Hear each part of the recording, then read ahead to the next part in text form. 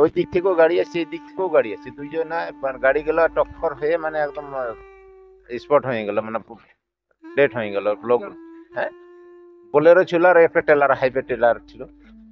টেলারটা ও tata দিক থেকে আসতেছিল, পুরুলিয়া দিক থেকে এসেছিল। হ্যাঁ, তো দিয়ে এসে নিয়ে এখানে মুখামুখি একদম পুরো ধুয়ে গেছে গাড়ির তলায়। হয়তো হয়তো একদম সব স্পট ডেট হয়ে পড়ে গেছে 9 জন। হ্যাঁ, সব সব এখানে লোকাল বেরালো, দেখলো, কিন্তু বার করে নাই কেউ। পুলিশ ছিলই সামনে, পুলিশ দিয়ে বার করলো, বার করার পর একে নিয়ে গেল, এই মাত্রই হসপিটাল দিয়ে গেল। সামনে সব ঠিক আছে। না, দুইটোই আছে, ওই তো এইটা গাড়ি পাল্টি হয়ে আছে। গাড়িটা এই তো সামনেই রয়েছে, বড় গাড়ি টেলার বটে। আর ওটা বোলেরো, তো ওটা তো আরো গাড়ি তো এই নিয়ে যাচ্ছে রাস্তায়। আমার নাম গুরুপদ সহিস, বাড়ির এইখানেই।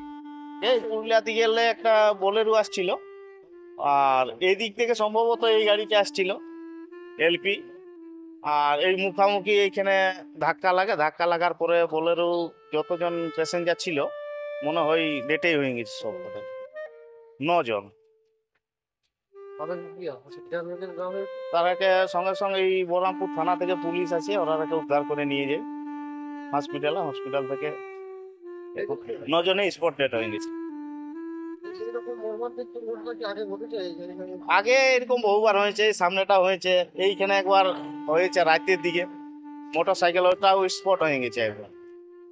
মানে গাড়িগুলা তো খুবই স্পিড থাকছে, রোডটাও ফাঁকা, এই কারণে মনে হয় অ্যাক্সিডেন্ট গুলো বেশি ঘটছে।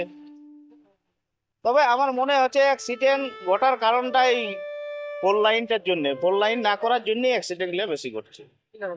সীতারাম মাহাতো, আমার এইখানেই বাড়ি।